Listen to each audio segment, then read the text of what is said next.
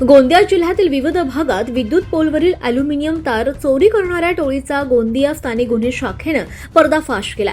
या कारवाईत 6,87,200 रुपयांचा मुद्देमाल जप्त करण्यात आला। त्यात 4,17,200 रुपयांचा अॅल्युमिनियम तार आणि 2,70,000 रुपयांचे पिकअप वाहन यांचा समावेश आहे। या प्रकरणात 10 आरोपींपैकी 7 आरोपींना ताब्यात घेण्यात आलं असून उर्वरित आरोपींचा शोध सुरू आहे। या प्रकरणी आमगाव पोलीस ठाण्यात गुन्हा दाखल करण्यात आला होता। तपासादरम्यान स्थानिक गुन्हे शाखेनं तांत्रिक आणि गोपनीय माहितीच्या आधारे संशयितांना ताब्यात घेऊन चौकशी केली असता त्यांनी आमगाव, रामनगर, गोंदिया ग्रामीण आणि गोरेगाव परिसरातील चोरीची कबुली दिली।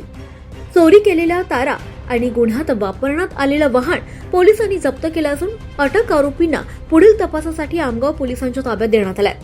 सदरची कारवाई पोलीस अधीक्षक गोरख भामरे आणि अपर पोलीस अधीक्षक अभय डोंगरे यांच्या मार्गदर्शनाखाली स्थानिक गुन्हे शाखेचे पोलीस निरीक्षक रेवचंद सिंगनजुडे यांच्या नेतृत्वात सह पोलीस निरीक्षक जंगमवार तसंच त्यांच्या पथकानं यशस्वीरित्या पार पाडली आहे।